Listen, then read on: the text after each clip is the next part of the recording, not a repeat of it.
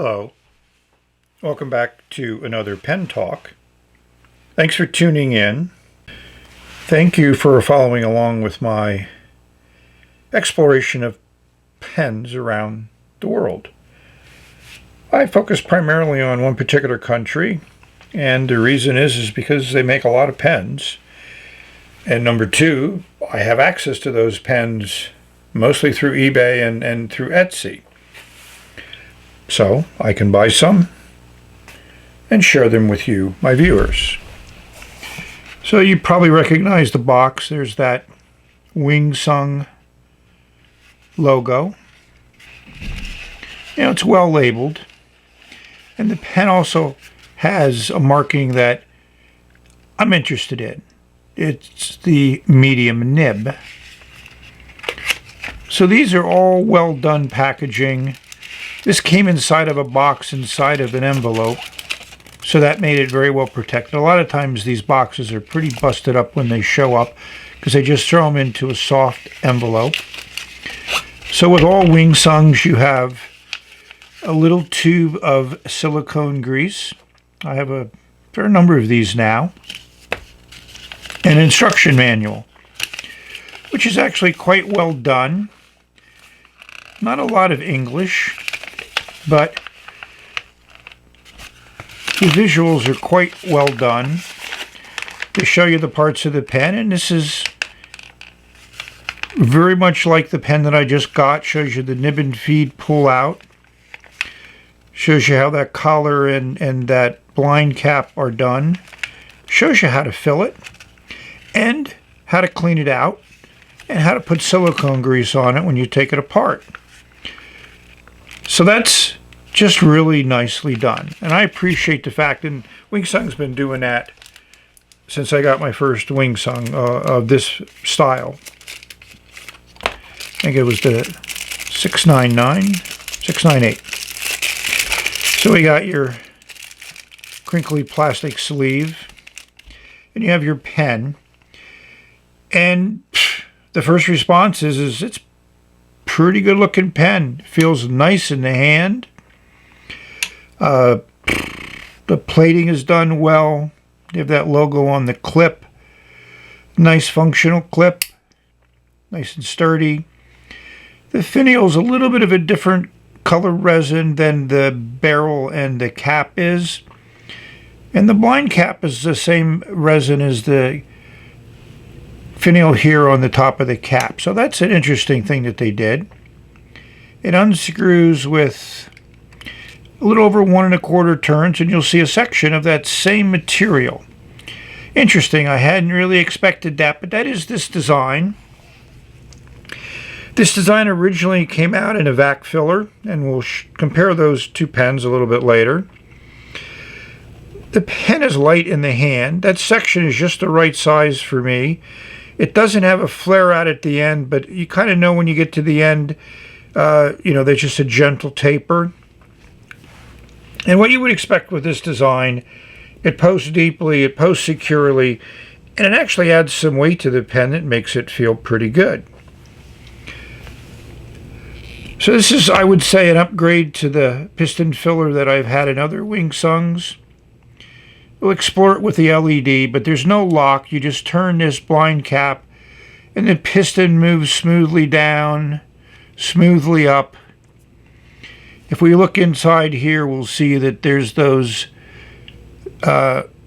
facets or straight pieces here, so you could put a thin wrench in there if you wanted to unscrew that mechanism and completely disassemble it. Unfortunately, they don't give you a wrench. It'd be nice if they did that. At this price point for a Chinese pen, some other pens do include a tool to take them apart.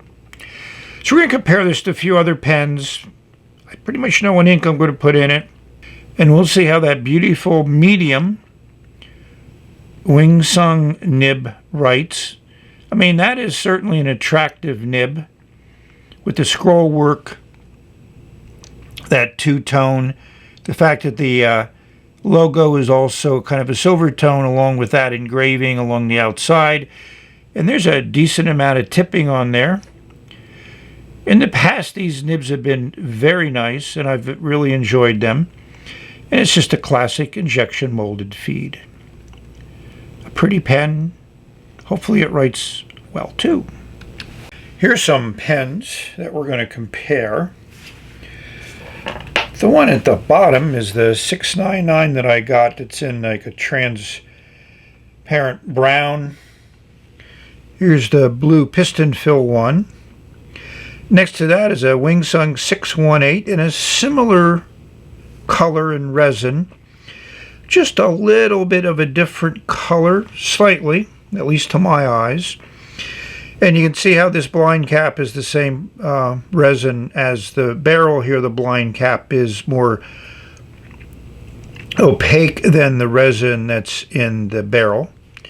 Here we have a 3776 chartreuse, which is the blue color.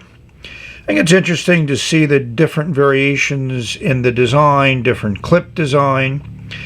And then up here we have a Pen BBS 308 in the Infinite series, which is number 56, which is also a transparent blue, but a different shade.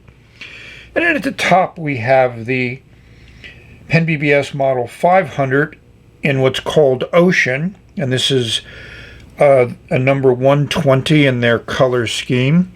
So we have two silver rhodium trims versus some gold trims, so you get to see the differences in the color the trim might make to interpreting the color of the resin. I got some LED lights, I got some sunlight, so it's a nice combination of different lights that hopefully let you appreciate these colors that are in these resins. And I think that neutral gray background kind of reflects a little bit of light up through the resin. So I find all of these pens to be very interesting, very nice, something a little bit different. There's kind of a decent price range between these. The 3776 has that nice 14 karat gold platinum nib in it, which is not my favorite, but I can see why a number of people might like it.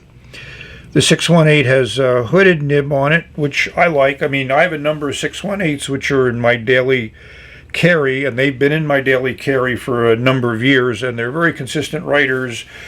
You uncap them, they write first time. I've been through a number of fills with them, and I'm just very happy with them. I think is a value for, you know, somewhere well below $15 US delivered. They're the best deal in this group.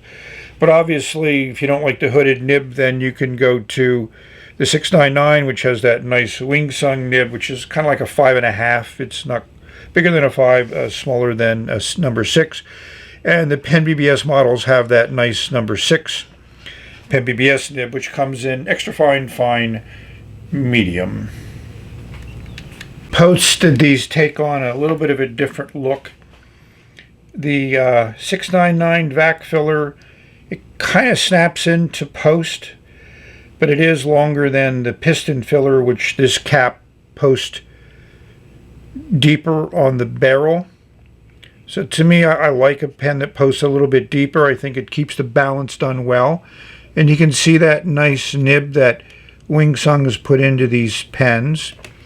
Here's the 618 with that classic tapered section, like the Parker 51, and a hooded nib here. I just find these 618s to have more of a fine to medium line than a fine, even though the nib is called fine. And here's that 3776 with that unique design with the platinum nib, where they have very wide shoulders here. And of course it's a 14K, and that's an extra fine nib, which I found to be quite nice. I have a soft fine and an ultra extra fine in the 3776 series. Here's the Pen BBS 308 with a nice gold tone nib, which is quite unusual for the Pen BBS models. And here we have the 500, which I don't know who would ever write with this posted. It posts very shallow, and it's not very secure, but the design is very nice, and is that medium nib. And we're going to zoom in on the sections now. With these many pens, we're not going to be able to zoom in that closely, but The section on both of these Wingsung 699s are the same shape as is what you would expect with the design. And I just think this blue 618 with the rhodium trim, I also have it in gold trim, is just a beautiful combination. And as I said, for an everyday carry pen, a pen that you can write on with a number of different papers, this pen is probably the best everyday carry of this group. The 3776 has that slip and seal method, which does keep the nib fairly wet, but I haven't found it to be that much better than other pens that also keep the nib wet, but it does advertise and it does work well, and it looks nice when you see that little spring compress with this semi-transparent resin. And this 500, I think you can see, has a little bit more purple in it. I think we can zoom in on these 4 just to get an idea of the difference in that color. And I think it's nice with that sunlight coming in, really shows it off well. I thought we'd take an opportunity to talk about number 6 nibs versus the nib in the Wingsung 699 versus some other number 6 nibs. The nib and feed pulled out very easily out of the section, so it was easy to clean, which I do with all my new pens. Let's focus first on these 3 sizes of Wingsung nibs. So I bought these on eBay. Here's the auction. So this is an extra fine, this is a fine, and this is a medium. And I think the tipping material is quite well done on these nibs. We'll get to see how that tipping material definitely changes from extra fine to medium. I think Wingsung did an excellent job on these nibs and making them right with a line size which is indicative of the nib designation. So these are a series of number 6 nibs here, and then the Wingsung 699, so you can see the difference in the length. This is a Nimacine broad with a very nice amount of tipping material on it, followed by a Jinhao medium, and again a nice amount of tipping material. Here's that Pen BBS medium nib, which also has a decent amount of tipping material, similar, even a little bit wider it appears than the Jinhao, and I think the lines that they write are indicative of that. Here's a nice two-tone standard Pen BBS fine nib with that little bit of an upturn to it, which gives it a nice writing, and you can see the difference in the amount of tipping material. This is about half the size of the medium. Next to that is a Fullerton medium, and again you can see that tipping material there. And I threw in the Moonman fine, which does have a decent amount of tipping material, very close to the medium, and it writes more on the medium side of fine. And then here's that Wingsung 699, which they also put in the 626 and a few other upscale Wingsung models. And it is shorter. These are basically 35 millimeter in length, plus or minus a couple tenths. And this is more of a 32 millimeter length. So I didn't put a number 5 here, but a number 5 is more like a 25 millimeter length. So one of the designations between a number 5 and a number 6 nib is the diameter of the feed. And the Wingsung is a 6 millimeter feed, just like these other number 6 nibs have. So in theory, these nibs would fit into a Wingsung if there was clearance for that extra length. My original ink to put in the pen was this Lamy Crystal ink, which is azurite. And it's a pretty full bottle, but I couldn't get it to fill because no matter how I put the nib in there, I couldn't cover up over the section, so when I did the piston, it didn't drop any ink. So certainly a downside to the design of this bottle. The ink I decided to originally put in here, which is Diamine Presidential Blue. I wanted a blue ink, and this fits the bill for being a blue ink. No great features to it, except that it's very blue. It was easy to get a very full fill with this piston filler, which is always nice. You can see how that resin is translucent, but then when you get up to the blind cap, it's opaque. And the same thing with the cap. You know, some translucency. You can see that cap liner in there, which really does a good job. It's not slip and seal, but it's pretty good. I haven't had an issue of these pens drying out. I'm ready for the writing sample portion of the video. But first, let's talk a little bit about this pen. I've now had it inked up and been writing with it for the past couple days, and spoiler alert, I enjoy writing with this pen quite a bit. Why do I own this 699 piston filler? Well, when I saw the auction on eBay, and here's some examples of what's available on eBay, I said, let me get this. I had toyed with getting the blue version of the vac filler, but I enjoy piston fillers more than I enjoy vac fillers, so I wasn't that encouraged. But when I saw this in piston, I decided to pull the trigger on it. It also comes in clear and brown, and as you can see in the auctions. And if you want to find auctions, just go to your version of eBay or AliExpress or Tobu and search for Wingsung 699 piston and see what you find. One of the things that I always enjoy about pens is ergonomics, and this pen touch bases on all the right ergonomics. It fits well in the hand without posting. It's light, will give you those weights. Posting is very well done, post deeply, post very securely, and it doesn't change the balance much. The center of balance is a little bit more closer to the crooks of the hand, so some people might find it to feel better posted. That section is also nice. We'll give you those dimensions of the section. I prefer a little bit of a flare out, but you know when you're at the end because of how that taper goes down. So again, ergonomically, I really enjoy this pen. So let's take a look at how the nib writes. I changed to another microphone, and it's right next to the nib. So you get to hear a really amplified version of nib on paper. And no matter how smooth the nib might feel in your hand, it's going to make a sound going across the paper. Hopefully you can equate that sound to how it might feel in your hand.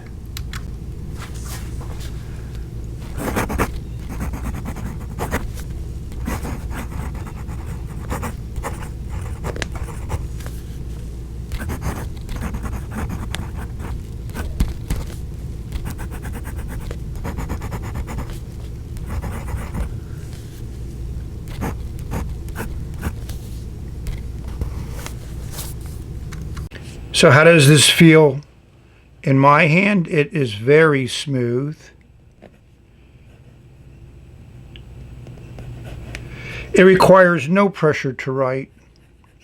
It just glides across the paper with a hint of feedback, and I like a little feedback, and this paper has some texture to it. It's medium wet, not overly dry. Maybe in the background you can hear Milo with his squeaky ball. So we're going to rate this pen.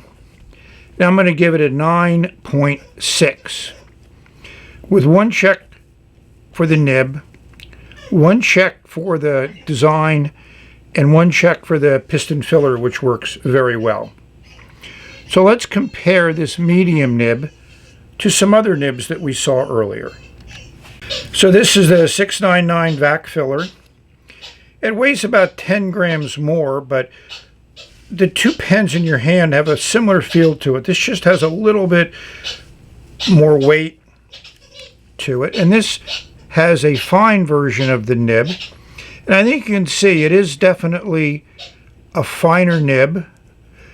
And as I mentioned from looking at the tipping materials and my experience with these nibs is Wingsung has done an excellent job at really putting the right amount of tipping material appropriate for the nib size. Here's the Moonman C1, which I fell in love with when I first got it. And this also has a Moonman fine nib. And I think you can see that this fine nib is basically about as broad as the medium on the wing sung. And a lot of people have looked at this nib and considered it to be a medium nib, but it is marked F for fine, and it certainly does put down a broader line, which is indicative when we looked at the nib. So one of the things that hopefully you can gather from this video, besides maybe some really nice looking pens, is taking a look at a nib and tipping material on it and determining how it might write on paper when you ink it up. Well, we've reached the end of this video. Hopefully you've enjoyed it. I try to add a little bit of different aspects to my videos when I do them, and a lot of that's driven by the pen that I'm reviewing and what other content I think might be appropriate to include in the video other than just a straightforward review of a pen that I just received. So thank you for watching. I enjoy all your comments and your feedback and your engagement with the channel.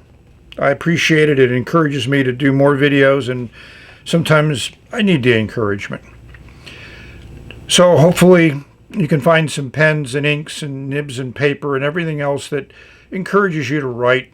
Put some ink on paper, write some letters, journal, draw, doodle, sketch, whatever. Just put some ink on paper. So we reached the end of this video. I hope you're all staying safe and healthy and happy. It's not the easiest thing to do nowadays, but if we stay focused, eventually this too will pass. So we're going to say bye for now. Until the next video. I like this nib.